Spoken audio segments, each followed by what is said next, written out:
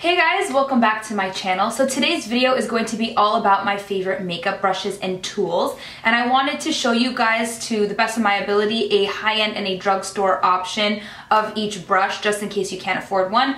I give you a cheaper option just because I know that when I first started to try and invest in brushes, it was a huge investment, and it was hard because I felt like I needed to get all the brushes that I needed at once instead of one here and one there, which is not the case. And I first bought all Sigma brushes, which Sigma is a great brand of brushes, but there are also other brands that are equally as good and a little bit cheaper. So if you guys want to see what my favorite brushes are, then just keep watching. So the first tool that I want to talk about is a beauty blender. I know that when I first heard about this sponge, I was like, what? $20 for a sponge? Are you kidding me? But I use this sponge for so many different things on my face that the price is actually extremely worth it. Not only do I use the sponge to apply foundation all over my face, but I also use it for concealer, and I use it to set my face with powder.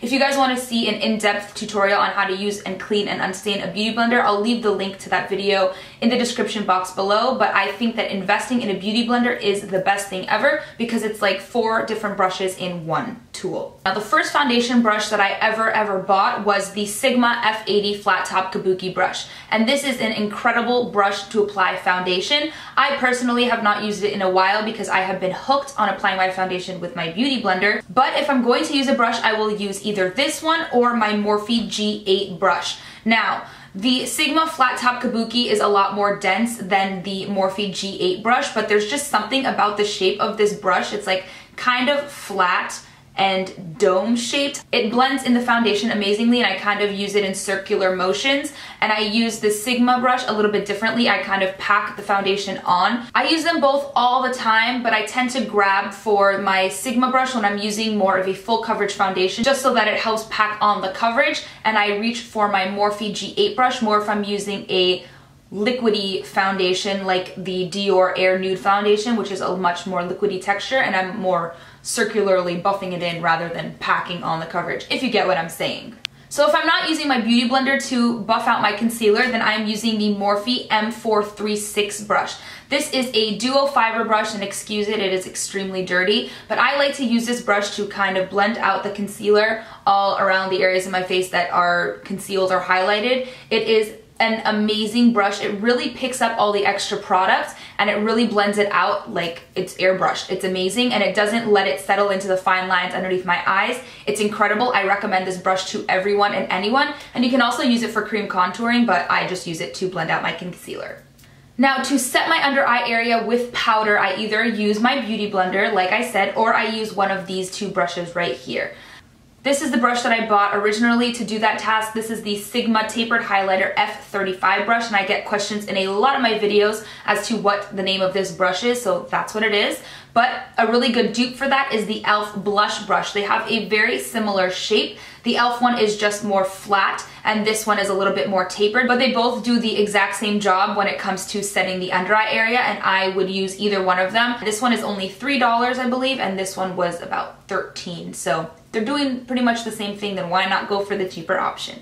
So for bronzing my face, I have 2 brushes that are pretty much the exact same thing. I have one by IT Cosmetics and one by Real Techniques. The IT Cosmetics one is the number 8 Wand Ball Powder Brush, and this is the Real Techniques Multi-Purpose Brush. You can see that they are both tapered and very fluffy, and they're really good for kind of bronzing your skin. I use them both equally. I actually recently have just been liking the IT Cosmetics one more just because the bristles are a bit softer. This one is a duo fiber, and this one I think is real hair. I'm not 100% sure though, but they're both amazing, and they both do an amazing job at bronzing the skin. For a blush brush, I have been trying to find one that I love for a really long time, and this is the one that I have been using at the moment. This is the Zoeva 126 Luxe Cheek Finish Brush. I have been using this one and I love it. I love that the size is very small, so it kind of just fits right here on the apples of your cheeks. I really like this brush, but another one that I used to use is this one by the brand Still, S-T-I-L-L, and I found this at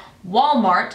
It is a lot bigger, but I don't know, I just would use one side of it for blush. If you guys have any other suggestions for a good blush brush, then let me know in the comments below, because I like this one, but I want to find one that I'm totally head over heels in love with. Right now this does the job, but I really want to find one that I'm like, oh my god, I can't live without this blush brush. You know what I mean? Next, I want to talk about one of the first brushes that I ever bought ever. This is the Sephora Pro Angled Blush Brush number, I think 49. It's all rubbed off at this point, but it is just a classic blush. Oh, I just knocked myself. But this is just a classic blush brush, but I do not use it for blush. I actually use it to set my face with powder. There's just something about it that when I go to set my face with powder, it's just like the best thing ever. It's the perfect size to get in between your eyebrows and just underneath whatever areas around your nose. It's just perfect, and it really packs on the powder instead of fluffing it all over the place. And I also like it to kind of clean up my contour. So this brush is just, I don't know, it's fantastic. To apply my highlighter, I use this brush right here from Smashbox. It doesn't have a name on it, it's just a fan brush from Smashbox, and I like it because it really just like gets on the highest points of your cheekbones, and it doesn't apply too much product. It applies just enough where you look like, okay, highlight is on fleek, but it doesn't look like you have glitter all over your face. So I absolutely love this brush. For eye brushes, I could literally do my entire eye look every single day with these brushes right here. The first brush I want to talk about is this one by Sonia Kashuk. It came in a limited edition holiday set, but I'm pretty sure that she sells a brush just like this individually and not in this color. But basically what I do with this brush is before I go in with any shadows, I use a neutral toned shadow and I just pack it all over my lid just to make sure that the concealer that I put on my lid or any paint pot or any base is completely set.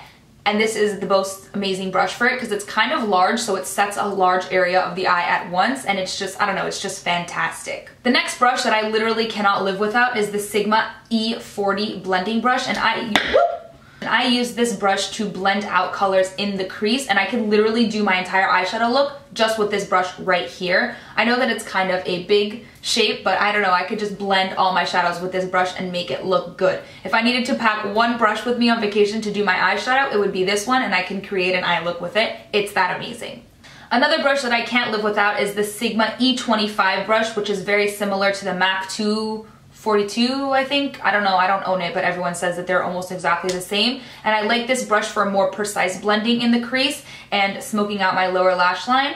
This brush is absolutely incredible. These two together are the best pair ever. If you needed to buy two eyeshadow brushes to create eyeshadow looks like galore, these are the two that you would buy. They are incredible and they can do absolutely anything. A great brush for packing shadows on the lid is the Sigma E55 brush. Now, I don't really use this brush so much anymore because I usually stick to matte shadows, and I use this Sonia Kashuk brush to put the main matte shadow on my lid before I start my crease work. But when I put any sort of shimmer shade on my lid, I use this brush and I love it for packing shadows on. And the only thing that I can say about it is that because the bristles are natural hair and not synthetic, it doesn't work with some eyeshadows. It doesn't work very well with those new metallic-y eyeshadows that are supposed to look wet. What are the names? Like the metal foiled eyeshadows. It doesn't work well with foiled eyeshadows, but it works well with just any other shadow you want to pack on the lid. It doesn't pack on the same intensity that a synthetic brush would in those situations, so keep that in mind.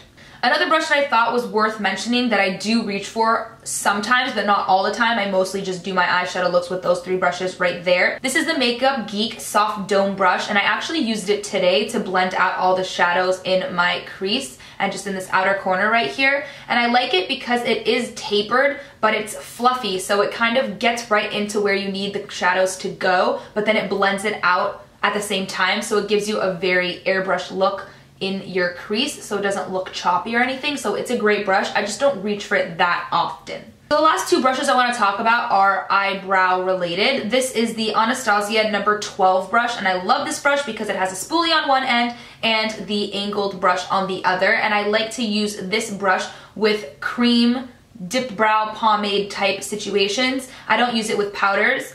I don't really use powders in my brows anymore anyways, but this brush is absolutely incredible. It really does the job, and I love that there's a spoolie on the other end. Absolutely an amazing brush.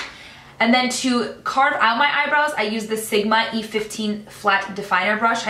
I love this brush. It really just carves out those brows super effortlessly. It's amazing. I also use it to clean up my lips after I put on lipstick, and I also use it sometimes to blend out shadows on my lower lash line, so it's a great multi-purpose brush. So that is it for all of my favorite brushes and makeup tools. I hope that you guys found this video helpful. If you did, then please give it a thumbs up and don't forget to subscribe for more videos. If you guys have any brush suggestions for me, then leave them in the comments below because I would love to try more brushes and let you know if I find anything better.